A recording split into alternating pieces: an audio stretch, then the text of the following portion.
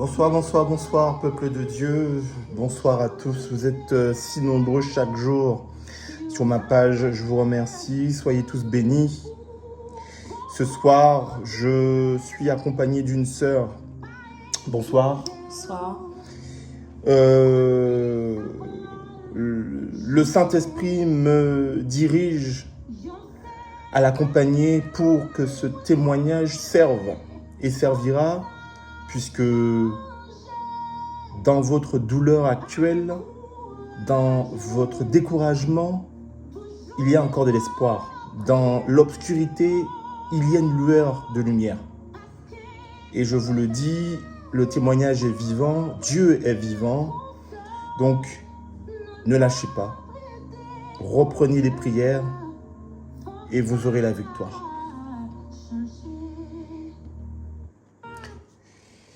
Alors, sœur, ce soir, nous allons écouter le témoignage poignant que tu vas nous partager et surtout nous dire comment tu as pu, en gros, au fait, t'en sortir et tu as pu franchir la barrière. Tu l'as fait, j'ai envie de te dire, la montagne. Tu l'as fait toute seule, tu l'as fait avec tes propres forces. Enfin, comment ça s'est passé pour toi? Alors, tout d'abord, est-ce que tu peux nous parler un peu de toi? Est-ce que tu peux nous dire, alors, par confidentialité, bien sûr, on ne va pas citer ton nom et ton prénom. Donc, moi, je t'appelle sœur. Mais ce que j'aimerais que surtout, c'est le public sache comment tu étais avant Dieu, comment tu étais pendant, je viens de te dire, le circuit avec la main de Dieu et surtout ce que Dieu a fait pour toi. Donc, est-ce que tu peux nous parler un peu de ton enfance? J'ai envie de te dire, sans, mais avec Dieu, enfin voilà. D'accord. Bonsoir à tous. Donc, oui, effectivement, je viens témoigner ce soir pour montrer effectivement que la preuve que Dieu existe et Dieu soulève les montagnes. Avant de connaître le chemin de Dieu, donc, tout d'abord, j'ai 35 ans. Donc, j'ai 35 ans. Avant de connaître le chemin de Dieu, je vivais une vie particulièrement avec beaucoup de difficultés. Même pendant ma plus jeune enfance, ça n'a pas été toujours évident. D'accord. Et donc, du coup, j'enchaînais des obstacles, des échecs D'accord. qui n'étaient pas évidents et je me posais D'accord. des questions. Tu avais quel âge à peu près, ça? Mes difficultés ont commencé vraiment, on va dire, vers 5-6 ans par rapport D'accord. avec mes Donc, tu parents. étais très très jeune. Voilà, exactement. Très bien. Et donc, du coup, avec mes parents, donc petit à petit, ça a commencé par avoir des blocages. Après, ma vie de jeune adolescence, pareil, on vivait la vie, mais Alors, bon. si tu le permets, tu dis que à 5-6 ans, tu as eu des difficultés. À cet âge-là, au fait, est-ce que tu avais déjà entendu parler de Dieu? Non, pas vraiment. Donc, à cet âge-là, Non, du- non. tu ne connaissais pas Dieu. Non, j'étais baptisée, voilà, D'accord. baptême catholique, mais je connaissais pas vraiment le chemin de Dieu. D'accord. Et j'ai subi un rejet de ma mère. D'accord. Et donc, qui faisait pour moi mon premier échec et mes premiers obstacles de ma vie. D'accord. Donc, toujours dans cette tranche d'âge. Oui, voilà. D'accord. Alors, est-ce que tu allais toujours dans cette tranche d'âge à l'église? Non, pas encore. Donc, tu n'allais pas à l'église. Donc, à cet âge-là, tu n'entends pas parler de Dieu. Non, Ta maman ne te parle pas de Dieu. non plus. Dans ton entourage, je dirais proche, Non plus. on ne parle Voilà, pas de Dieu. non. Il y a D'accord. vraiment, quand j'ai eu vraiment la cassure avec les liens avec ma mère, Oui. et que je me suis rapprochée d'une mère adoptive qui m'a éduquée, c'est à ce moment-là vraiment que j'ai connu un peu ce qui était Dieu. Oui. En suivant, à cet âge-là, vers 11 ans, on fait Donc, tout un peu plus tard. voilà, tout ce qui est D'accord. le catégisme par là, D'accord. tout ce qui est communion et tout ça. Donc, à ce moment-là, oui, on allait à l'église, on commençait à connaître le chemin de Dieu. D'accord. Et lorsque cette maman adoptive te prend sous son aile, qu'elle te parle de Dieu, qu'elle t'inculque, je te dirais, l'histoire de Dieu, toi, tu ressens quoi, au fait? Qu'est-ce que tu comprends? Bon, tu es un petit peu plus âgé, mais tu restes quand même très jeune. Mm. Qu'est-ce que tu comprends, au fait, de Dieu? Ben, ça m'a quand même ouvert une porte de croyance, Mhm. de croire qu'il existe, que D'accord. voilà, par son histoire, par ce qu'il a pu faire et tout. Le catéchisme aussi nous a beaucoup développé de ce sens-là, de savoir c'est qui est Dieu, qu'est-ce qu'il a fait pour nous, voilà. Et donc, du coup, ça a commencé à créer une certaine foi en Dieu. D'accord. Donc, tu as parlé de porte, de croyance et de foi, ce qui est quand même je vais te dire, des sujets importants qui font avancer, au fait, dans une vie d'adolescence et de jeune adulte et d'adulte dans ce qu'on verra tout à l'heure. Bon. Voilà, Donc 10, 11, 12 ans, là, tu as une foi. exact. Cette foi, elle est comment? Alors, pour que tu puisses vraiment dire les choses, parce que c'est important qu'on détaille les choses, elle est comment? Elle est platonique, elle est profonde, elle est, bon, plus ou moins en surface. On n'est pas là pour te juger, on est vraiment Bien là sûr. pour montrer la photo avant, pendant et aujourd'hui. Je comprends. Elle est comment ta foi, au fait, à ce moment-là? On parle de Dieu, tu connais Jésus-Christ, Jésus voilà, est mort sous la croix. Mm. À ce moment-là, de manière précise, comment est ta foi? Ben, elle était quand même superficielle. Je D'accord. croyais en Dieu, je sais qu'il existait, j'allais à la messe, j'étais pratiquante, pas régulière, mais j'étais D'accord. pratiquante. Je faisais mon signe de croix, je faisais ma prière qu'on apprend au catéchisme et tout. D'accord. Mais c'était pas approfondi. Après, bon, jeune adulte, bon, on a d'autres priorités. Donc, c'est effectivement, on s'éloigne petit à petit de Dieu, mais la croyance en lui est là. Donc, D'accord. la foi est faite. Voilà, j'étais plus ou moins une foi superficielle, en surface, mais pas en profondeur. J'avais pas D'accord. vraiment d'intimité avec Dieu. Alors, ça, c'est super important. Pour les frères et les sœurs qui nous écoutent, tu dis qu'il n'y avait pas d'intimité avec Dieu. C'est-à-dire au fait qu'à ce moment précis de ta vie, tu sais que Dieu, il est là, il est le créateur du ciel et de la terre, Exact, il renouvelle ton souffle de vie, exact. mais tu ne ressens pas le besoin, en tout D'accord. cas à ce moment précis de ta vie, De me rapprocher. de développer au fait une relation avec lui. Exactement. Et aujourd'hui, il y a des millions de personnes qui vont nous écouter et qui nous écoutent, qui peut-être traversent le même parcours. Si toi, tu as un message à ce moment précis pour les personnes qui n'ont pas de relation directe et profonde avec Dieu, parce que tu l'as vécu, qu'est-ce que toi, tu aimerais dire à ces personnes? Mais de ne pas tarder d'avoir cette intimité avec Dieu, de se rapprocher de Dieu, de ne pas attendre qu'on soit dans des situations les plus critiques et de se retourner à lui parce qu'il attend que ça. Il attend que ça, qu'on se rapproche de lui. C'est pas quand on a vraiment des obstacles, des moments d'échec dans notre vie qu'il faut se retourner à lui. Il est là, il est présent, il est tout le temps là. La porte est ouverte. Il y a que nous seulement qu'il faut franchir cette barrière et cette porte. Et il nous tendra la main, il ne dira pas non.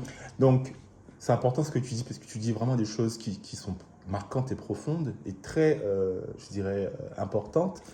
Tu dis il attend que ça. Pourquoi, à ton avis, Dieu n'attend que ça? Parce que nous, on est là dans notre train quotidien, bon, le métro, les enfants, pour ceux qui sont dans le monde, je sais pas, en Afrique, aux Antilles, peu importe.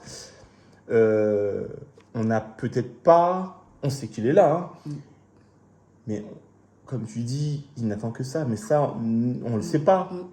Toi, où est-ce que tu as eu le déclic et qu'est-ce qui t'a fait savoir que Dieu n'attendait que ça, en fait, que tu viennes vers lui?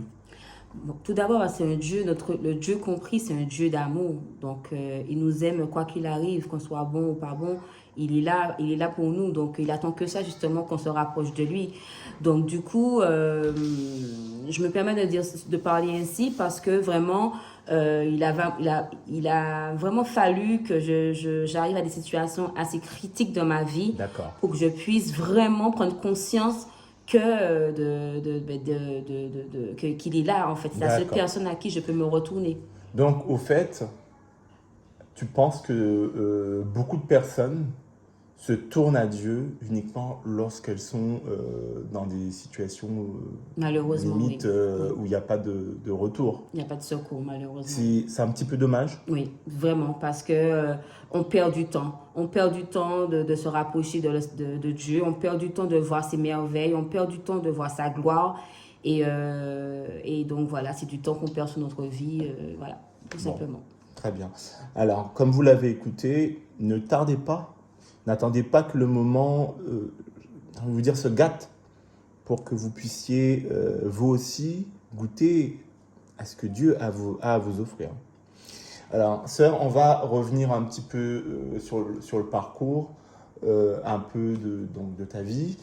On va laisser un peu l'adolescence et là, on rentre dans, j'ai envie de te dire, fin adolescence, début adulte, où donc, tu es aux Antilles ou en France métropolitaine à cette période? Je pars des Antilles, j'arrive en métropole. D'accord.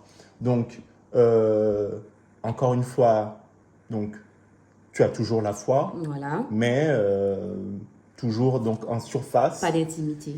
pas d'intimité. Et là, donc ta vie, toujours, c'est le rond-point, ça tourne en rond. Blocage. D'accord. Donc là, Blocage. tu parles de blocage. Blocage en permanence. Un pas en avant, 10 pas en arrière, je tourne en rond, je refais les mêmes choses, mes situations ne se débloquent pas. Voilà, je constate, je prends conscience qu'il y a un réel problème dans ma vie. D'accord. Et là, à ce moment-là, je m'arrête, m'arrête tout et je me remets à Dieu. D'accord. Est-ce que, peuple de Dieu, nous, voilà, on sait déjà tous les erreurs que beaucoup de personnes font. Est-ce que l'homme, j'ai envie de te dire, quand je dis l'homme, c'est l'homme avec un grand H, t'a aidé pour tes blocages, pour tout ce qui t'empêchait d'arriver? Est-ce que l'homme t'a aidé? Je dirais pas l'homme, mais le serviteur de Dieu. Le D'accord. serviteur de Dieu m'a tenu la main, m'a dirigé, m'a guidé pour pouvoir franchir le pas et avoir cette intimité avec Dieu. D'accord. Mais voilà. Bon. Je dis ça parce que il y a encore de nombreuses personnes qui croient en Dieu, mais qui vont encore chez donc, ce qu'on appelle les féticheurs, les marabouts, les guérisseurs, etc., pour essayer de trouver une solution, mais il n'y en a pas. Ce sont des solutions temporaires. Et encore, si on peut appeler ça des solutions. Donc, au fait, quand tu dis temporaire, c'est-à-dire au fait que c'est quelque chose qui reste et est éphémère. Éphémère, totalement. D'accord. Parce que voilà, après, on s'en rend compte bien que ça ne déborde rien du tout. Bon. Sœur, Jésus sauve? Ah, Jésus, il sauve. Il sauve, il fait tellement de choses qu'on n'imagine même pas. Et on dit qu'il est le chemin, la vérité et la vie. Ah, il étouffe. C'est vraiment un Dieu d'amour, il étouffe. En quoi il a été ton chemin? Il m'a montré en peu de temps ce qu'il a pu faire pour moi, les choses que je ne pourrais même pas imaginer. Les blocages aujourd'hui? Il y en aura toujours, mais avec la grâce de Dieu, il n'en aura plus. Et il dit qu'il est la vérité. Quelle est la vérité aujourd'hui que toi, tu peux donner? La vérité, c'est que je suis en lumière, je vois mieux les choses, je ne me pose plus les mêmes questions. Ma foi est plus grande et j'y crois. Et le fait de croire en lui, ça me donne un bon... Du baume au cœur. Du baume au cœur, de la force. De la force pour pouvoir continuer et surmonter mes obstacles. D'accord. Et enfin, il dit aussi qu'il est la vie. Est-ce que tu avais goût à la vie? Non. Non, j'avais pas. Alors, j'étais pas en dépression, mais j'étais vraiment, j'étais désespérée. J'étais désespérée parce que en tant qu'humain, on essaie de faire tout ce qu'il faut faire, et malgré qu'on fasse tout, rien ne fonctionne. Donc, j'étais désespérée. Donc là, il m'a donné vraiment le goût et l'espoir. Il m'a montré qu'on peut y croire. Tant qu'il n'a pas dit non, tant qu'il n'a pas stoppé de lui-même, tout est possible. Sœur, quel est le plus grand miracle pour toi que Jésus-Christ, donc notre Seigneur, qui est le chemin, la vérité et la vie, a fait pour toi? Puisque avant de commencer, nous discutions et tu m'as parlé de montagne. Il y avait une énorme montagne devant toi. Qu'est-ce que Jésus-Christ t'a permis de faire, en fait? Ben, on dit que les montagnes sont difficiles à surmonter, on dit que les montagnes sont difficiles à monter, même les montagnes ne se déplacent pas, mais lui, il ne m'a même pas permis de déplacer, il m'a permis de briser la montagne. Ah, amen. Amen. Vraiment de briser la montagne pour pouvoir passer mon chemin. Donc, Jésus-Christ t'a permis de briser la montagne. Exactement. Et donc, tu avais un projet que tu as sans cesse essayé donc de faire mûrir dans le passé, donc Exactement. qui s'est toujours soldé sur un échec. Exactement. On est d'accord. Exactement. Tu avais beau y croire, tu avais beau mettre toute ta force physique, Retourner les choses de force mentale. Tout. Il y avait tout de ton côté, hein, les finances, tout. Et Ça passait pas. voilà. J'étais vraiment bloqué. Bon. Et tu as accepté Jésus-Christ comme Seigneur et Sauveur. Ouais. Oui, exactement.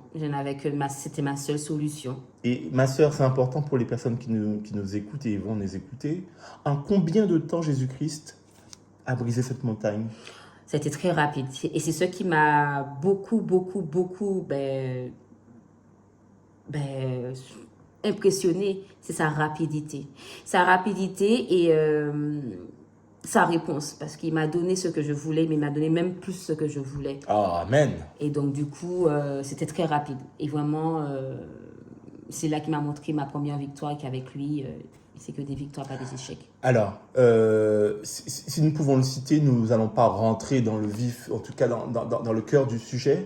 Mais donc, la sœur avait un projet donc, d'achat qui s'est soldé par de multiples reprises sur des échecs.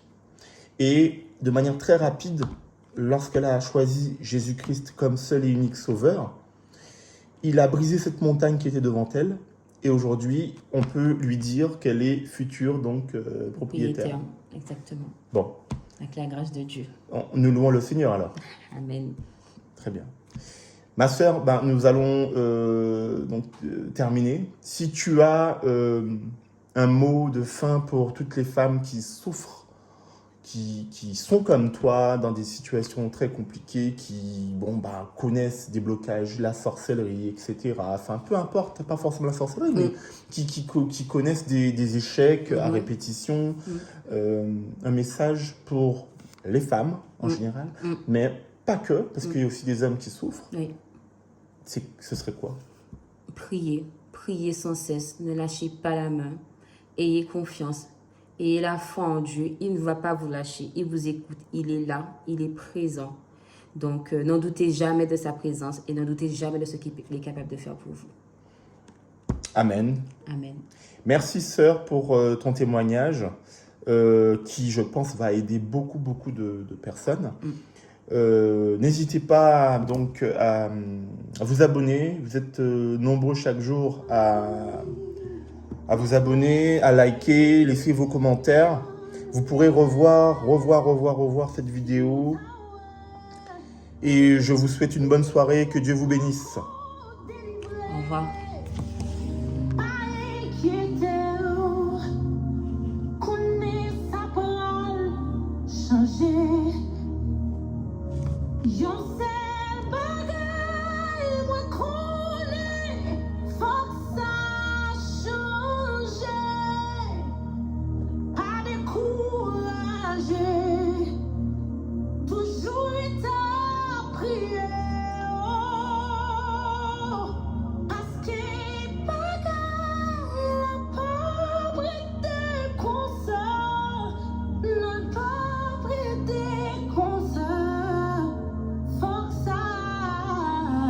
Changer.